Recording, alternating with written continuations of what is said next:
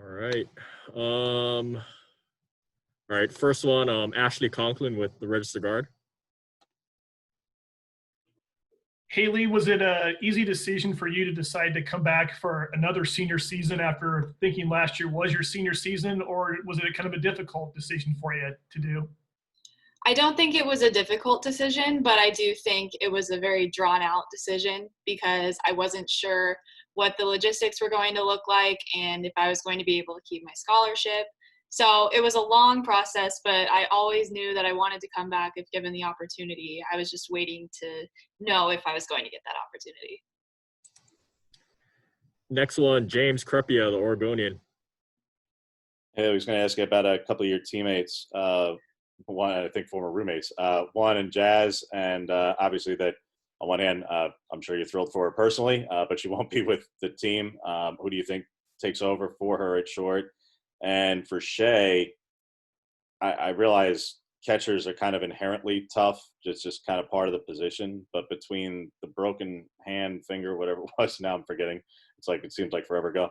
Between that and then the hip, have you ever had a teammate or been around anybody who's just played through that much to where, and then obviously the subsequent surgeries, but played through it at the time, knowing that she was so limited, but yet still, was able to come through?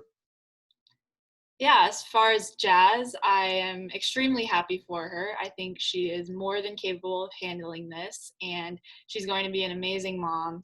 And I was shocked, as anyone was, when I found out, but after the initial shock wore off, it's just pure excitement and happiness for her and this new journey in her life.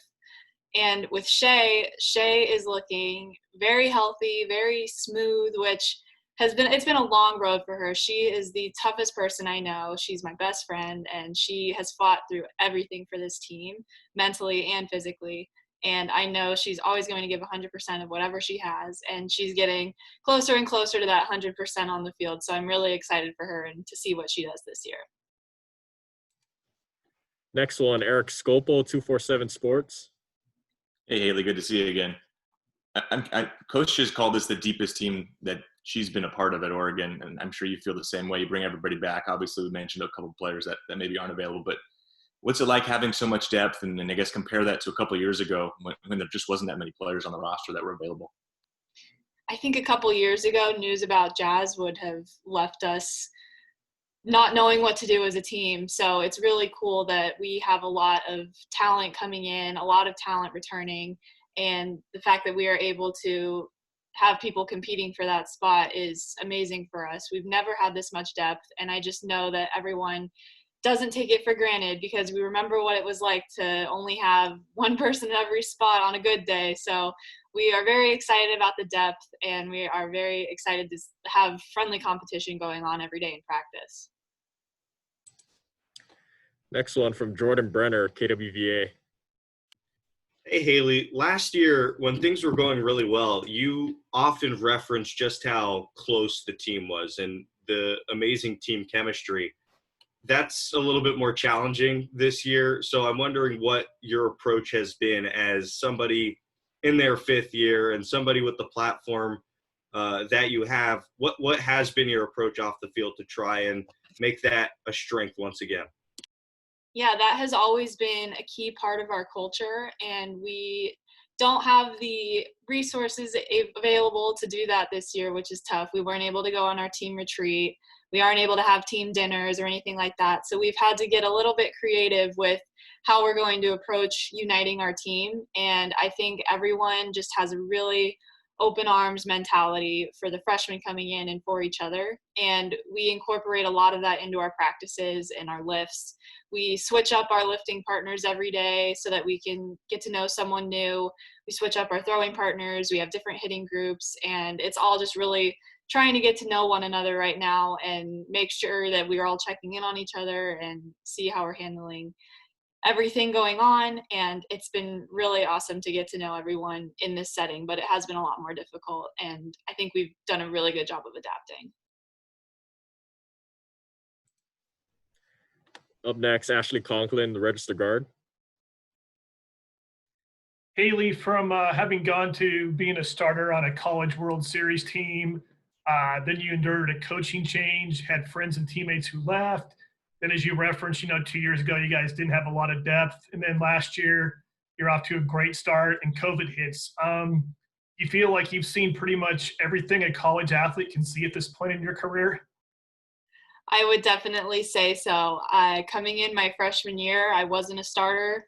I went through the freshman struggle that a lot of college athletes go through. I finally earned my spot, had a great run my sophomore year, and then a coaching change, which is very common and it's very unexpected and hard to deal with. And I don't know if every college athlete goes through a complete roster shift. So that was something that really tested my leadership and tested me as an individual. So I do think I've seen it all. I've seen the struggle, I've seen the comeback, and I'm just ready to see a smooth, successful season this year. Up next, James Crepia, the Oregonian.